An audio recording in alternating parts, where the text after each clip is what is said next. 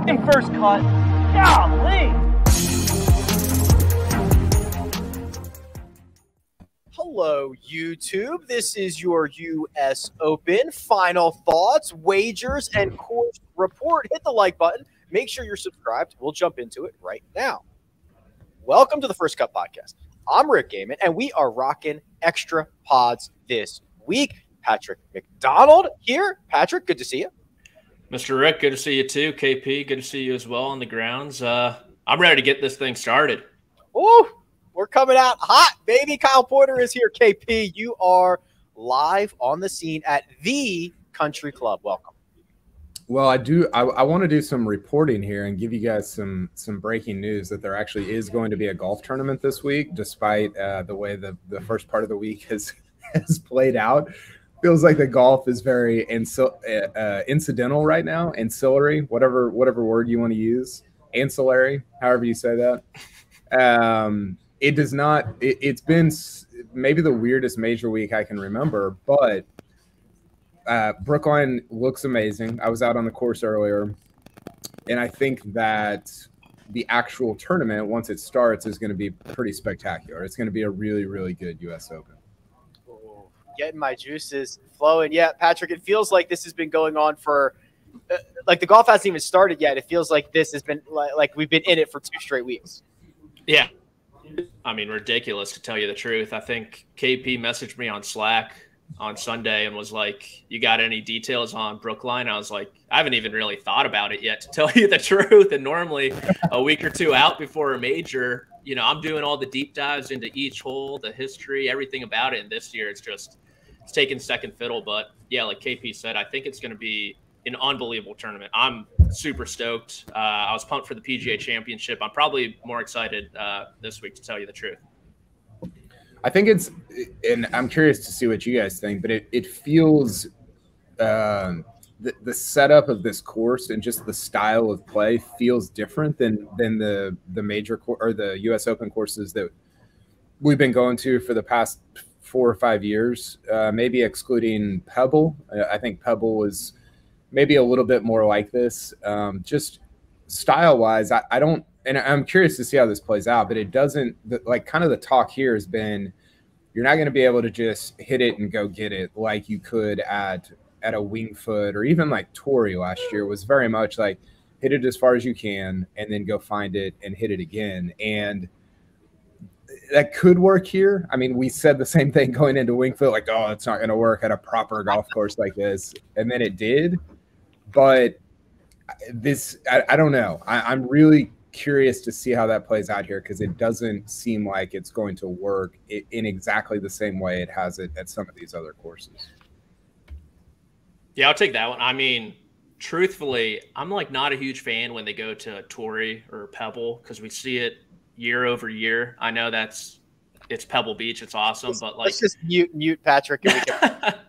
I love these new courses into the rotation. And Rory said it's essentially a Winged Foot that with strategy. You need to strategize around this place, but it kind of has that feel of Winged Foot. And that's what I'm excited about, because it'll bring kind of the thinkers into it, not just the bombers, right? Like it could bring a Billy Horschel into it. It could bring those guys into the tournament, and past U.S. Opens, that really hasn't been the case. So Here's what we're going to do for this Wednesday show. We're going to dive deeper into the course. We're going to get Kyle and Patrick's picks. We're going to go through the betting board over at Caesars. We'll look through some nationality selections, maybe some matchups and props. We'll pick a golfer who's definitely not going to win. That's always good for, old takes exposed. And we'll interact with the chat. So if you got questions, if you got comments, if you got concerns, now's the time. Throw them in the chat. We'll get to those. But KP, putting a bow on what we expect from the Country Club, the guys that I've talked to, the word or the idea that it keeps coming back to is uncomfortable. It's a golf course that kind of makes you comfortable. There's a lot of blind shots. There's a lot of shots where you're going to hit it, and when you get up there and go find it, it's not going to be where you thought it was. And there's some greens that are even going to repel good shots and not necessarily reward them at all times. It's just a course that makes you really uncomfortable. Yeah, and I think in along those lines, there's an Open Championship type feel to it. It's not a Carnoustie. It's not a course like that, but I think it gives you the same vibe when you're out there playing it at times, in terms of there's more native. It's a little bit of like an Open Championship feel combined with a Pinehurst feel. There's a lot of native stuff. There's a lot of just kind of waste-ish areas with rocks, and I don't know. It's very unique, and I think one of the unfortunate parts about this week, in terms of how much we've been talking about the live golf stuff, which I think it's been necessary, because this is one of the most, I think, transformational stories of the last 2 decades in golf. It's taken away from what I think is one of the more unique tracks that the U.S. Open has gone to in the last 10 or 15 years. You know, they haven't hosted a U.S. Open here since 1988, obviously Ryder Cup in 1999, USAM in 2013 after Gil Hanse's restoration. But yeah, I think that there's a creativity to playing this course that we haven't gotten in past U.S. Opens, and that I think kind of like Patrick was saying, bring some guys like a Jordan Spieth or somebody like that into the mix that I don't know that I would pick for a U.S. Open at like a Torrey. That is music to my Jordan Spieth ears for this week. I hope that is indeed play well. Okay, so let's jump into some picks here. That's how we'll get into this. If you watch the Tuesday show, Coach was here, Sia was here. We went through our sleepers, our top 10s, our picks to win. I'm going to ask these two gentlemen to do the same, and we'll start with your sleeper, Patrick. For reference here, we've got Patrick Reed on the board. That's my sleeper. Sia went with Daniel Berger. Coach went with Justin Rose. Mark went with Davis Riley. And you, sir, are going with who? Let's go with Corey Connors. You know, all this talk about Matt Fitzpatrick, 2013 U.S. Amateur. The guy he beat in the semifinals was Corey Connors. And when you think about kind of the prototypical player for a U.S. Open, like fairways, greens, how is it not Corey Connors? And over the past 3 months, his short game has really taken some strides. His number has taken a little steam after that Sunday 62 up there in Canada. And I think he keeps the momentum rolling. You know, Sunday, it might be a little iffy with the putter, maybe a Will Zalatoris type of vibe, but I think he really has a great chance to play himself into the mix come the final round. Now that John Rahm lost strokes off the tee at the Memorial, snapping his 40 event streak of gaining strokes off the tee, the new king, the new streak man, the new Cal Ripken Jr. is Corey Connors. It's been 477 days since he last lost strokes off the tee. He's absolutely striping it, and the short game is much better. KP, find me a long shot. Find me a sleeper that might be able to make some noise this week.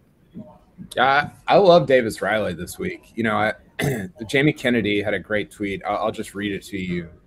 He said, "Who am I? Top 25 in the FedEx Cup, 5 straight top 15s, top 15 at the PGA Championship, top 10 in total driving, 3rd in birdies in 2022, and 62 in my last competitive round. And I'm also 80-1 to win this week." I don't know if that's the number at Caesars. I think it's – I've got it right here. Where is he? 60-1 at Caesars. So a little shorter than wherever Jamie Kennedy was looking at. But Davis Riley, I think, might be the most underrated player in the world right now. You know, he struggled a little at the beginning of 2022, but he's been – I mean, you could argue he's been a top 10 player over the last 2 months. He's been really, really good. And the thing that he does best, which is hit his irons, is the thing that you want to do best at both major championships and specifically at a U.S. Open. You know, Justin Ray had a great stat where I think it was over the last 6 U.S. Opens, 45% of the winners' strokes gained have come via approach shots, via iron play. And that's where Davis Riley thrives. So I really like him, and I think he's somebody that he's playing better than his odds sort of suggest. And I think some of that is just a reaction to the fact that he's not a household name, the fact that he's not super publicized when it comes to major championships yet. He feels a little like Zalatoris did 2 years ago in terms of like, man, he might be like a really good major player, but people just don't know who he is yet. Well, I'm glad you mentioned Will Zalatoris because there's a couple of things here. They played together at the Zurich Classic, and ever since then, Davis Riley's been unbelievable. And producer Troy, we've got a question from Zach at 11:08 a.m. Eastern time. It says, should I be concerned about Will Zalatoris and his barely 50% accuracy at a place like this? Building off of what Kyle said, what do you think, KP? Is this a place that someone who routinely plays out of the rough is going to find success? No.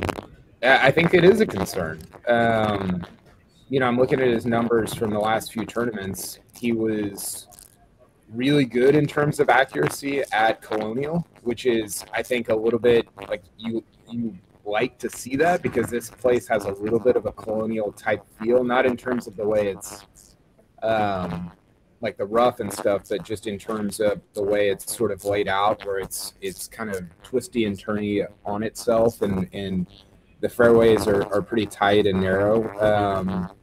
But, you go back to the PGA Championship, he was all over the place. Byron Nelson, all over the place. So, yeah, that is a concern. And I think, he struggled at the U.S. Open last year at Tour. I think he missed the cut. I think that's his only, everything else at major championships, he's been awesome at. He was not good at the U.S. Open last year. So, is that a concern? Yes. Does it dissuade me from thinking that he's going to finish in the top 10 or top 20? Not really, because I think he's good enough that he can amend his game a little bit to kind of fit what a place like Brookline demands you to do. Yeah, the only other major championship issue he had was the WD after he hurt himself at the Open Championship. KP, we're getting a little bit of feedback from you. While you work on that, Patrick, let's talk top 10 here. Somebody to finish on the first page of the leaderboard.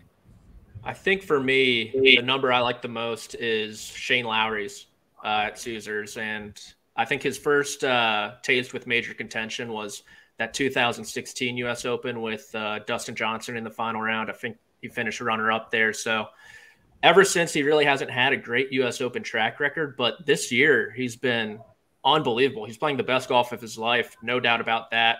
He probably should have a couple wins. He threw away the Honda Classic, kind of that storm cloud there on the 72nd hole. Mother Nature didn't want him to win. Yeah, exactly. RBC Heritage, he missed a lot of easy putts, chipped it into the pond there on one of the par threes on the back nine. So in his mind, he has to think he should have a couple wins this season. And he's like a perfect major championship style of golfer, right? He hits a ton of fairways, ton of greens. And is there anyone more creative and skilled around the greens than Shane Lowry? Maybe Cam Smith's up there. But outside of that, I'd put him right up there with Cam Smith. And because of that, I think he has a really great week, and I like the top 10 play on him. All right, well, let me bounce this question from Michael back to you here, Patrick. It says, Victor Hovland, second in total driving this year. Do you think his chipping can be neutral this week and win the tournament? So there's always a lot of discussion around Victor, Patrick at major championships. And I'm of the mind that when you are statistically not a very good chipper or pitcher of the golf ball, tight lies kind of exasperate that. However, when you get to the country club, it's not going to be easy around the greens, but having a little bit of fluff, having a little bit of rough stuff like a Pebble Beach U.S. Open, which, by the way, Victor's been great at Pebble Beach and USGA setups. Like, I tend to think this is a better around the green setup for him than most places. I totally agree with you there. And there's some crazy stat about Hovland's wins where both times in Mayakoba and his first win up in Puerto Rico, it's been ball in hand, which is just something crazy not a lot of people think about. And like you said, I think the rough will allow him to get away with some of his deficiency around the green. And it's completely different than tight lies. And because of that, he set the U.S. Open amateur record. He beat Jack Nicklaus's record up there at Pebble Beach. Obviously won the U.S. Amateur there as well. And you think about small greens, Pebble Beach has the smallest greens on the PGA Tour. The country club is going to have extremely small greens as well. Around the green surfaces is going to be pretty similar. So I do like Victor Hovland a lot this week. I don't know if he's ever really contended in a major championship yet. Maybe that he can take that step this week. It might be a step too far to consider him a winner, but I think he is going a little bit under the radar. 28-1 at Caesars, KP. I was going to say, How's the static now? Much better, thank you. I think it's the AirPods. Crooked Apple can't make a device that will. Apple. Well, you know what? I got mine wet once, and then they started doing that. Did you drop them? Did you drop them in the toilet or something? No, I didn't. Yeah, I don't know that. I don't know that that's the issue. Who are we talking about? Victor Hovland. He has not been. He's been horrible. Like with his around the green game. It's gotten worse, and it felt like for a while it was getting better. And I wonder if that's a mental thing where he just like doesn't have any confidence, and I worry about that because I think that it's going to be a week where you miss a lot of greens and you don't.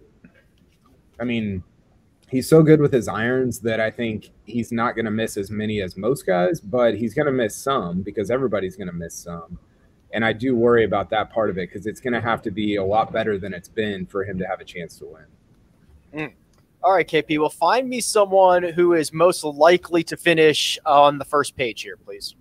Well, I don't know if he's most likely to finish there, but the number that he's at right now for Brooks Koepka to finish in the top 10, I mean, he's 35 or 40 to 1 to win, which I don't know what that means for his top 10 odds, but they've got to be pretty decent. And he's lost to 4 guys in the last 4 U.S. Opens. And you might say, well, his current form's not good, which is true, but he also had missed 3 of 4 cuts going into last year's U.S. Open, and he almost won at Torrey, you know? So I trust him at U.S. Opens. He was talking on Tuesday about how the biggest thing about U.S. Opens is how disciplined you have to be. And I feel like he's been, I mean, say what you want about him or his mindset or his game or whatever. He's been really, really disciplined at U.S. Opens. He hits the center of greens. He makes par. I mean, he just pars these things to death. And I just trust him at a U.S. Open. So what do you have his number of what he is to finish in the top 10? Yeah, plus 450, 4.5 to 1. Man, I would be all over that for him to finish in the top 10 this week, even though his game has not been very good over the last few months. That's the same odds as Justin Rose to finish inside the top 10, which is kind of crazy. Billy Horschel shorter than that to finish inside the top 10. Billy Horschel has one top 10 at a major ever. No. I'm not going to accept this Billy Horschel slander because Kyle, you love the top 10s, and I think it's the worst stat in golf. Like I replied to your tweet, Xander Schauffele averaged 54 hole position, 5.5 strokes behind the leaders. Billy Horschel, if he shot even par at Winged Foot the final day, I know it was a very difficult setup, he finishes inside the top 5 there. If he does something similar at Oakmont, he finishes inside the top 10. So there's been a little Marion vibes thrown around. 36-hole leader there, finished inside the top 10 there. I love Billy Horschel this weekend. I'm not going to stand for it, Kyle. Well, why is it the worst stat in golf? Because they never have a lot of times they aren't real chances to win. It's not like he was in contention. And being able to shoot a Sunday 66 in a major, sure, that's fantastic, but you're not in the heat of it. You're not in the thick of it. And because of that, I mean, we talk about it with Rory all the time for Augusta National, and it should honestly translate to everyone else for the rest of the majors, where it's a great stat on paper, but he never really had a chance to win, and that's why I don't like it. I don't disagree with you, but you're not betting on who. Like, you don't bet on who has a chance to win. You bet on who finishes in the top 10. So while Xander, I don't think will have a chance to win this week, I still think he'll finish in the top 10 because that's what he does, right? Like I don't win money if Xander gets into contention on Sunday. I win money if there's a yellow box on his Wikipedia page on Monday morning. So yeah, I don't disagree with you that it's almost a lot of the times it's not representative of did you have a chance to win, but you're not betting on that. You're betting on what the yellow box, whether you have a yellow or white box on your Wikipedia page. Yeah, I agree. It was more just the Billy Horschel slander. It got my blood pumping. I'm just not going to take it this week. We should have a stat percentage of rounds within like 5 of the lead. Like if you play like 77% of your rounds within 5 of the lead, you're just well, I did this so I did a study on, and I need to update it because I went back 10 years and I said, okay, who was within 3 of the lead going into Sunday? And you had to have like only a couple guys in front of you. Who was within 4, and maybe you only have 2 guys. So basically, like, who had a real chance to win going into Sunday? Because I think that's sort of what Patrick is talking about. And the results were super interesting because somebody like Rory has not had very many chances going into Sunday, but he's capitalized on almost all of them. Whereas somebody like Justin Rose, or I can't remember who else was up there, have had a ton of chances going into Sunday, but they haven't capitalized on any of them. So it's really like you're talking about 2 different things. You're talking about a real chance to win versus a top 10, whether it was back door, front door, whatever. But I think Patrick brings up a good point that finishing in the top 10 doesn't at all mean that you actually had a real chance to win a golf tournament. I think Xander's career is sort of representative of that, of exactly what he's saying. Gentlemen, I want to get your picks to win and so much more. And also I have breaking news. Stay off of Twitter for the next 30 seconds because we are going to hit the breaking news on the other side.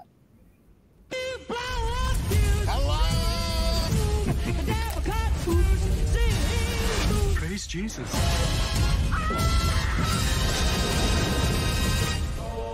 So quiet. And we're back. Breaking news. The purse for this year's U.S. Open has been announced. Let's take some guesses at how big it is. Have you guys seen this yet, or am I breaking the news to you? I've not. Okay. Patrick, give me your guess on the purse and the winner's share for this week, just announced by Mike Wand. I think maybe it matched the players with 20. Wow. And wow. Jesus, Patrick, how much money do you think is in the game of golf? Money talks right now. You know, people are backing up the Brinks trucks. So yeah, let's go 20. And what did Cam Smith win? Like around 3? 3.5, something like that. Yeah, I'll go with that. I think they matched the players. Wow. Okay, Kyle. I think Rick is slow playing this. I'm going to say 25. I would have definitely that is definitely something I would have done if it was very outrageous, and it's still very good. It's 17.5, which is bigger than the Masters, right? They got us to 15 this year. The winner's getting $3.15 million. Money talks, baby. Business is booming right now. Still less than Charles Schwartzel got last week at the Centurion Club. We're working on it. We'll get there. We'll get there. I mean, listen, that's strong. I also love that at these major championships, I feel like Augusta National announced how much are we playing for? We'll tell you on Friday. This is like, less than 24 hours before the tournament starts. Here, we'll let you know what we're going to pay out. I love that they just do that the week of. It's crazy. Yeah. Well, and it's even during the tournament, it's happened. Yeah. Yeah. It's almost like it's just not. I think a lot of the guys in the field this week, they don't even does Rory care that it's 17 million or 12 million? Does Justin Thomas care about that? It doesn't. It almost doesn't matter as much as something like the Live event. It's like, well, that's the only thing that matters is how much we're playing for. So it's very, again, ancillary to what the entire thing that's happening that week. For sure. So $17.5 million in the purse. Winners shared $3.15 million for this week's U.S. Open. So Patrick, it's now that time. Which golfer in this field will be adding $3.15 million to his bank account? I had a really tough time juggling this. I did a little mental gymnastics, we'll say. And it's the money man. It's the bag man from last summer. It's Patrick Cantley at 25-1. I know the major championship record's really bad. Missed the cut at the Players, missed the cut at the PGA. But I think kind of people forget about his really long bout with the back injury, and that kind of caused him a little trouble there at the Players.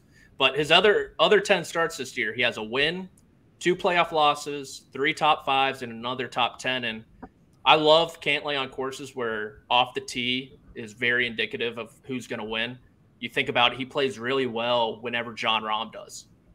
Sherwood Country Club, Muirfield Village. Those are 2 of the toughest driving courses on the PGA Tour. He's won at both of them. He's dominated at both. And so his best start ever in a major came at Bethpage Black, 2019 PGA Championship. And I like him this week. It's hopefully he makes it to the weekend. But if he does, I think he has a real chance to win this tournament. Patrick, do you think – well, one, Rick, I want to get your take because I know you've been trying as hard as you can not to fall into the Cantley trap. But, Patrick, do you think that Cantley is – do you think he is a creative player? Because I think that – this week's going to be interesting because I think if you are getting a little bit like everybody's going to miss some fairways and I think it's not going to take like you think about Winged Foot and when the U.S. Open went there, it took almost like a brawniness from Bryson, from somebody like Matthew Wolff who's got a ton of speed just to advance the ball through that rough. And I think here you're going to get a lot of unpredictability in some of these areas away from the fairways. And I think it'll take a lot of creativity with iron play to hit shots that you can recover from a lot of these areas, but it'll take a ton of creativity and skill with your irons to be able to do so. So I'm curious if you think Cantley is creative enough to be able to hit those recovery shots. I don't know if he is ball striking wise necessarily with his irons. I think he's a lot of point A to point B type of golf is where he thrives. But I remember following him along at Caves Valley last year, and he was extremely creative on the greens, if that makes sense, where you could have seen the line and you could have gassed it there, thrown it three feet past the hole. Instead, he takes kind of upper more, dives it in. Next hole, he jars it, rams one in. And I don't think that's really talked about a lot. A lot of people love to dive their putts into the hole, and he has the ability to just kind of vary his speed on the greens, where I think that's where his creativity lies. Yeah. But like you said, I don't think on approach he's that creative, but I don't know if it'll matter as much as you say. And this is me doing my mental gymnastics because I've already put the bet in. I'm already in on Patrick Cantley. Well, I mean, to your point, like if you hit a ton of fairways, then it doesn't matter, right? It won't matter as much. But if you're missing, I think about somebody like Cam Smith, right, where he's not great off the tee, and we saw that left miss at the Players Championship, even on the 16th hole there, where you're like, holy crap, like that's one of the worst, like just snap hooks I've ever seen. But he's creative enough with his irons that he can hit recovery shots that it negates his wildness a little bit off the tee. And so I'm just really curious to see how guys like Cam Smith and Spieth, who are super creative with their iron play, they can really score at a place like this if their creativity kind of meets the moment. And so I just think that's going to be one. Again, if you hit 45 fairways, you don't need to be creative. You can just, just kind of go point to point, like you were saying. But I'm interested to see how that creativity comes into play. Well, sorry, Patrick. No, I was just going to say, do you find someone like a Jon Rahm creative? I think so, yeah. But I mean, I think he's struggled with his iron play a little bit this year. I think he's struggled with his distance control a little bit this year. Rahm's weird because like he's had like one of the best driving seasons in modern golf history. I mean, 37 of his last 41 rounds, he's gained strokes off the tee, and yet he's only won once, and it was a bad tournament. So you're like, man, what's going on there? You just feel like he's not giving himself enough scoring opportunities, and then when he does, he's not taking advantage of them with his short game. So I do find him to be creative, but I think he's struggled a little bit with that creativity so far in 2022. Gotcha. It's a good conversation. I haven't really thought about it. You think about Spieth and, Reed and Smith about the creativity and some of these more, I don't want to say boring, but point A to point B type golfers, you don't really factor it in as much. Yeah. Rick, what's your take on all this? I think it's a really, really interesting conversation, especially as it relates to a place like Brookline, which has small greens that could hit great recovery shots too, but again, it's going to be like unpredictable lies, which I think makes what we're about to head into super exciting. Like I'm really, really excited to watch it, because sometimes you get these US Opens that you're like, okay, well, I know what this is going to be. You're just going to hack out of the rough like an Oakmont. And here you're like, I don't know, you could hit an amazing shot here, or it could go really badly. So I think there you go.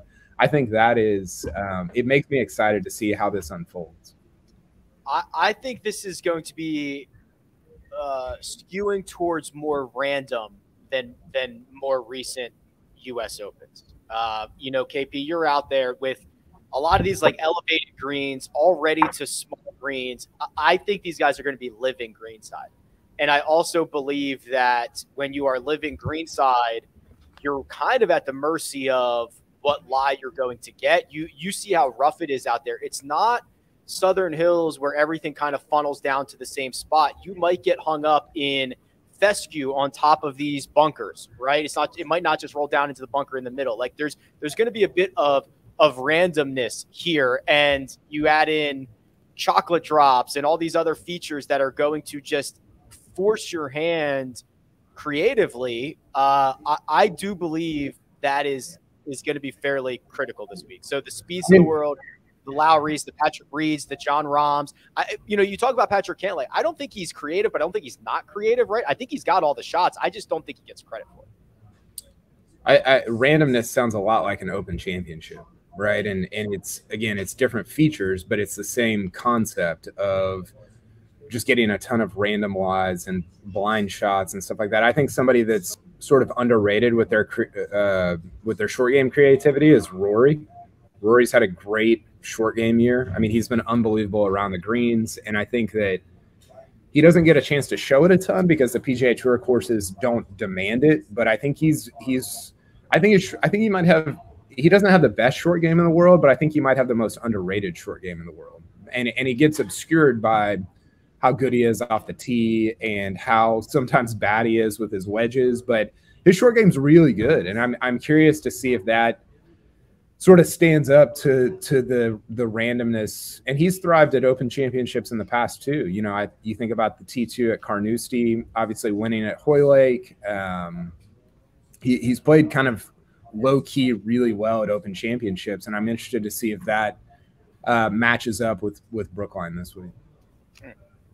Okay, KP, let's get a pick to win from you here. This is the 122nd U.S. Open. Who will come out victorious, please? I'm picking JT, and I think that again, it's about the creativity.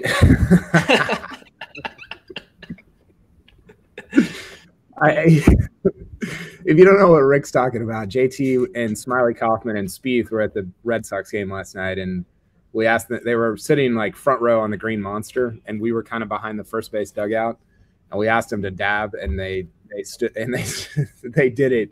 No Laying Up tweeted out the video. It's pretty hilarious. But I think he's playing the best golf of his life, and he's really turned around his putter. I think 5 of his last 6 events have been positive with the putter.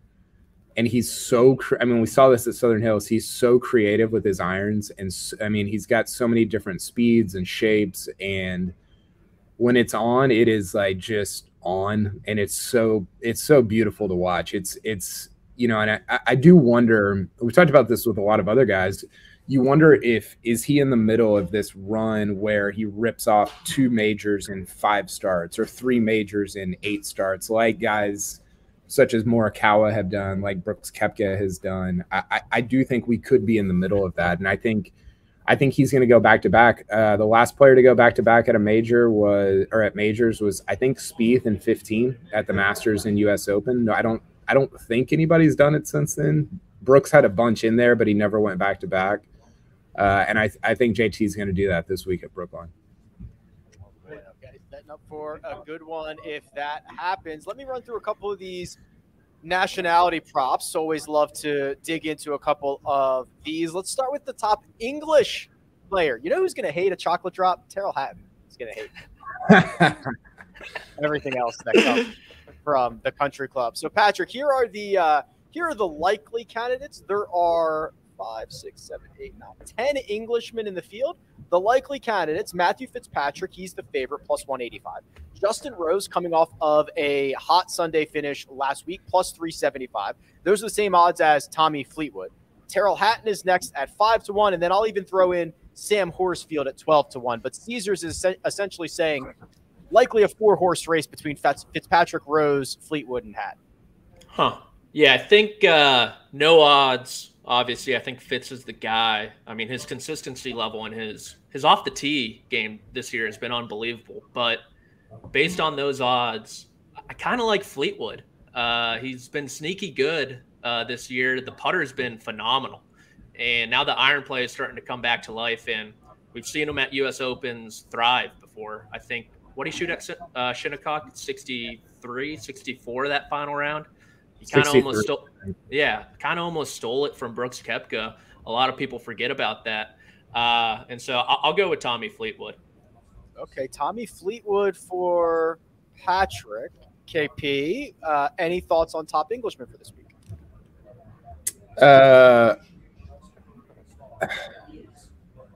What? Read me the odds again. Do we care about the odds? Sure. Fitzpatrick at plus 185. Rose and Fleetwood at plus 375. Hatton at 5-1. Everybody else 12-1 or longer.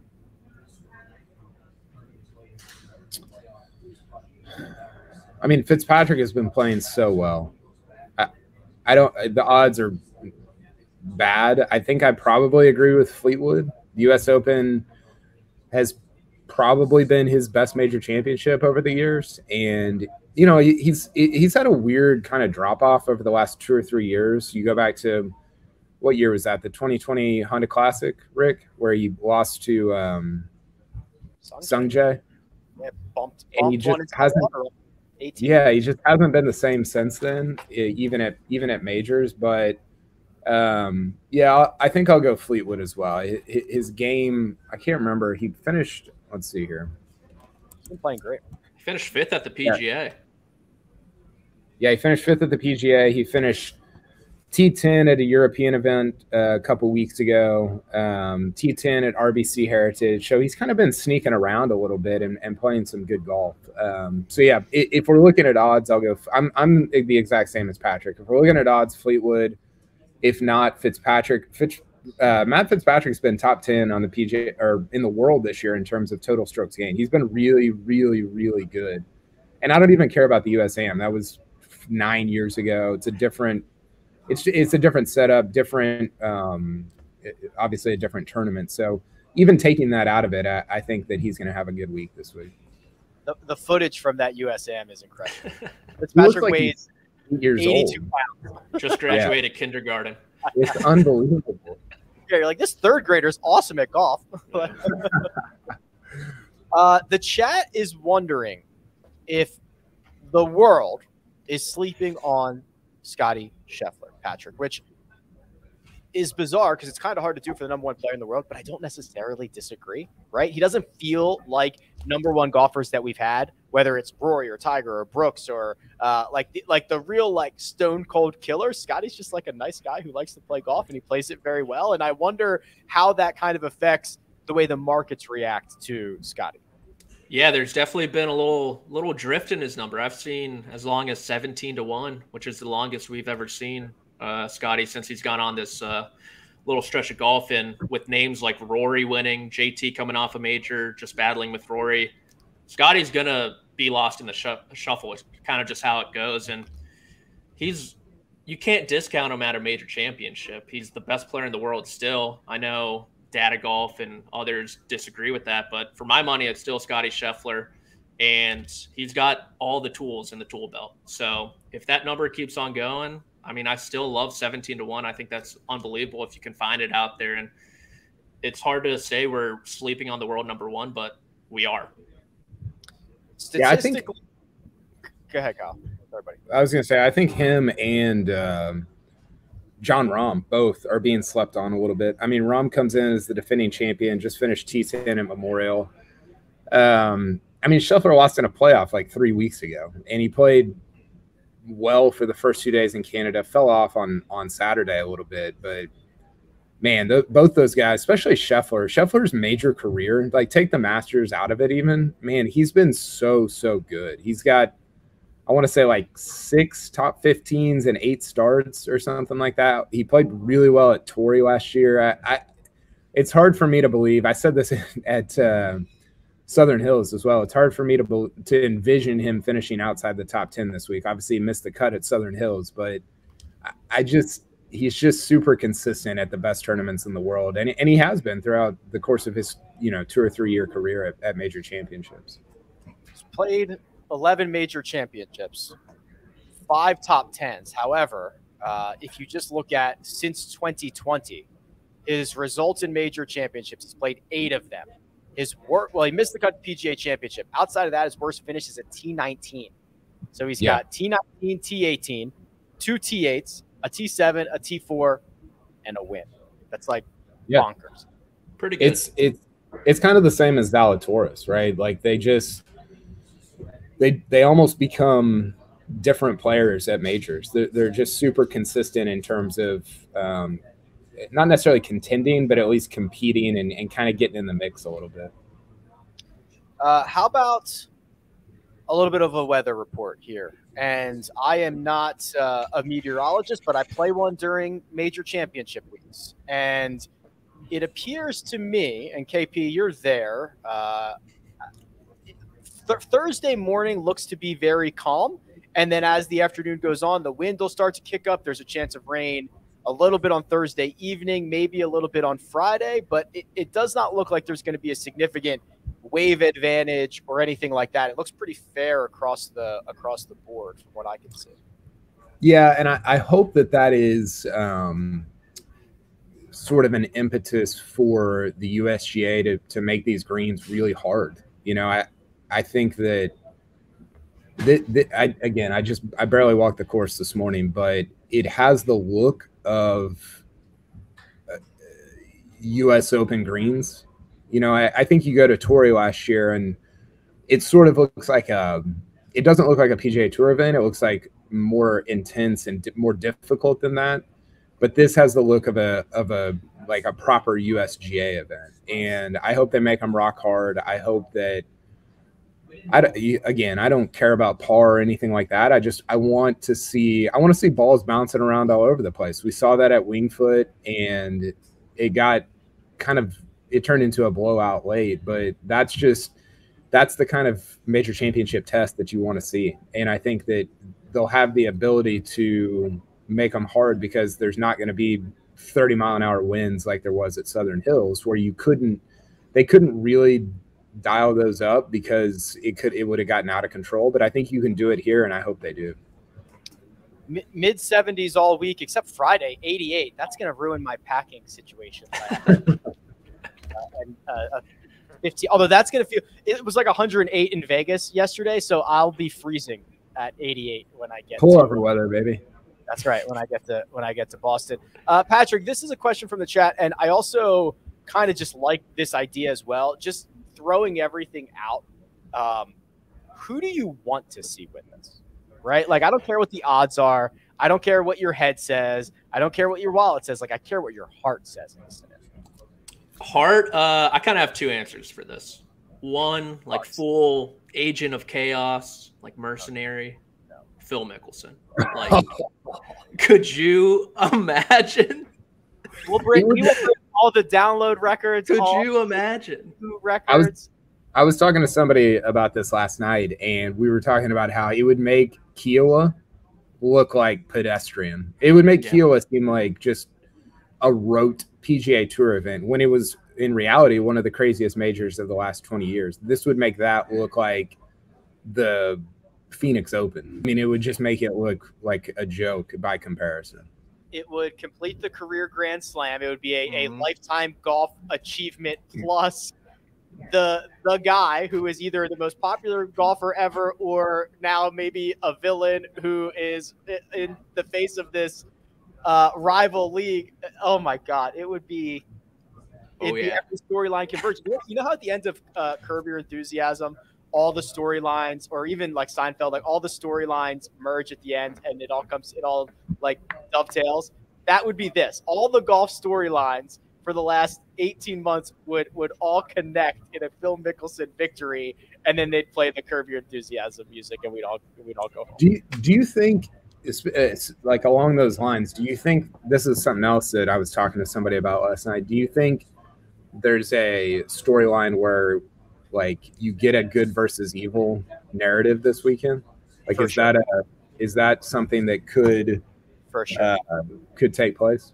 Yeah, if the final couple groups are like Reed, DJ, Rory, JT, like that like those stories will be written for sure. And I think that like I don't want that to be confused for me saying that like Phil is an evil person. I don't really like the narrative is far more nuanced than that, and that's just not that's a very reductive way to say what's taking place. But I do think the good versus evil thing is I tweeted this yesterday. It feels like a movie right now, and I think that that would be like Phil versus Rory on a Sunday would be about as good as of a storyline as you could have at this U.S. Open. Yeah. Okay. Well, that got us all around. Patrick, who's the other guy? Like golf fandom wise, I think we need someone else in this career Grand Slam talk. Like, Rory, Spieth, it's fun and all. So let's throw Morikawa in there as well. If he gets the U.S. Open next year at Augusta, him and Rory both trying to get that green jacket, I think that'd be great. I don't think he's going to do it, the game, and he doesn't sound too confident, to be honest with you, but I'm rooting for Morikawa this week. I think I want a first-time major champion. Add another one of these young guns. Zalatoris or Victor, or like one of those two winning, I think would be very, very special, and just like continue to show how deep the game is, how good all these guys are. Like I would be pretty stoked for either one of those guys. I think this is a perfect course for Morikawa, Patrick. I mean, if his game was in order, he would be an easy pick. I mean, he's 25-1. That seems extraordinarily high for somebody who's won 2 of his first 11 major starts, 10 major starts, and on a course that fits him really, really, really well. But he hasn't been playing great. So I think my answer to the question, Rick, is probably Rory. I mean, you just think about. It would almost be the opposite of Phil winning, of good triumphing at the U.S. Open, and it would be a kind of a perfect capper to the last 2 or 3 weeks of professional golf. Okay, gents. Well, this is where producer Troy is going to clip these, and we'll look stupid in 5 days or so. But this is the golfer who can absolutely not win. And don't chicken out and go pick somebody who's like 150-1. You got to pick somebody near the top of the board. I'll go first. It's Cam Smith. I'm going to say Cam Smith. In the scenario that I'm concocting here, he sprays it all over the yard. If you're playing out of the rough, it's a quarter stroke penalty or a half stroke penalty or something like that. And he would, even when we saw him kind of in the mix, what was it, the Memorial or whenever he last played, it was just like, hey, he stopped chipping in and he dropped from first to 13th. It's like, yeah, that's kind of what I'm rooting for, is a not rooting for, but in this scenario rooting for. So I say Cam Smith cannot win this U.S. Open. Okay, that is the name I had written down as well, but I'll be different. Yes, thank you. Okay, so above him on the odds board, we got Rory, JT, Scheffler, and Rahm. I'm going to try to outdo you here. Wow, good luck. I don't think Rory's going to win. I think it was a pretty exhausting week for him, honestly, last week in Canada. And he's had these mental lapses in major championships before where obviously he's the favorite for a reason, but I think there's enough there to question. So I don't think he's going to win. Good on you, Patrick, for going straight to the top of the board. You are a much more courageous man than I. We've got Rory off the board. We've got Cam Smith off the board. Who's not winning this major championship? Does DJ count as a star? He's like 40-1, which maybe you should actually bet on him rather than pick him not to win at 40-1. Yeah, I go lower. The guy that I know I have no idea what to do with Dustin Johnson. I'll go with Xander. Xander's 22. I just don't trust him at major championships. His record is impeccable. I mean, so many he's got like 8 top 10s or 10 top 10s at majors, but he seems to be kind of allergic to leads in general, but specifically at major championships. So I'll say Xander does not win the 2022 U.S. Open. There you have it. 3 guys who will most certainly not win. We can't all be wrong. That's what's nice. If one of us is wrong, the other 2 are right. But gentlemen, this is it. We are less than 24 hours away from this thing kicking off. Final thoughts, comments, ideas, whatever we want to get through. Now's the time. I'm just excited to get it going. I wrote this article last week, but major championship golf is the best form of golf, and it feels like it's become more monumental and more important than ever with the dilution of regular season golf and everything that has taken place over the last couple of weeks. So I think for 3 or at least for 2 days on the weekend, and hopefully for all 4, it becomes about the golf again, because I think that Brookline's a great course, and I think that you have enough storylines to make it a really, really interesting major. Yeah, I'd agree with that, and I think kind of unlike the PGA Championship, it felt like over the weekend there was a little bit of a lull there before kind of everything that happened at the end of the tournament, and I think these 4 days will be must-see TV just with the golf course and what it's going to demand from the players. So I could not be more excited. All right, gents, there it is. Kyle, I'll see you soon, bud. See you in the morning. Looking forward to it. Have fun, you two. Yeah, we'll try to stay out of trouble. Mr. Troy does all the hard work behind the scenes. We'll be back with round-by-round recaps after each and every round of this. Patrick can be found on Twitter at Amateur Status. That right there. Kyle Porter can be found at Kyle Porter CBS, and you can find me at Rick Run Good. This has been The First Cut. We'll catch you next time.